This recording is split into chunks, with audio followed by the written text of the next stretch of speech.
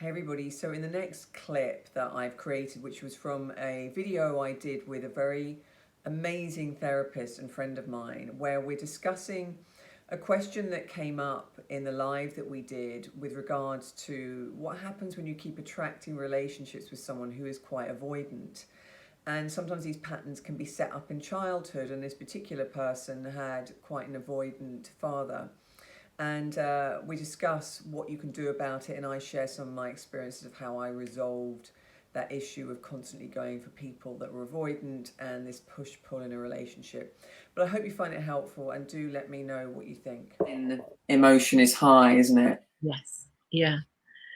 So there will be some emotional arousal there around your relationship with your dad, and that, you know, that it is possible to change that. Definitely, I'm sure Lee and I have both seen that is possible with clients that we work with. So it's really looking after yourself, really making sure that that you are being good to yourself and kind to yourself, and that you're helping yourself to relax and soothe, because you've probably spent a long time in your life in this sort of threat situation. If your you know, dad wasn't around that much, that you know, you wouldn't have had that support network there and that connection there. So do you think, Hannah, also being clear on what would it look like? How would you know if someone was available to you? What is your expectation of that?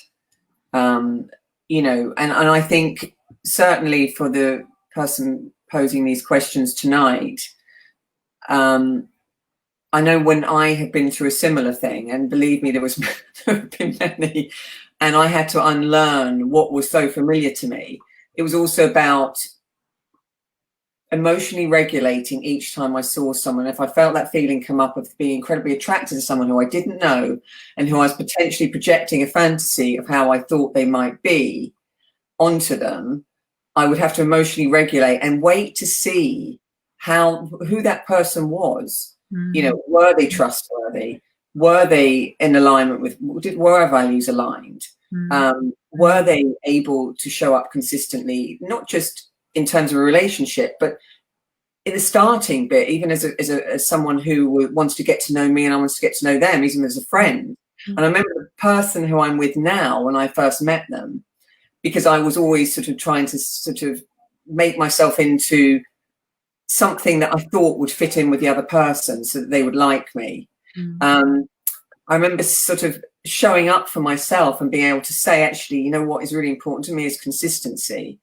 And that helps me feel, you know, like I'm getting to know you and that you can be consistent. That's one of the most important things. That was the starting point. And when this person learned that, and I wasn't going to twist myself into this situation that wasn't healthy for me anymore, then it starts to take a different path, because I wasn't, you know, I was able to emotionally regulate, show up from a little bit more of a distance from it, and then see how things unfold and trust myself enough to know that I would be okay if it didn't work out.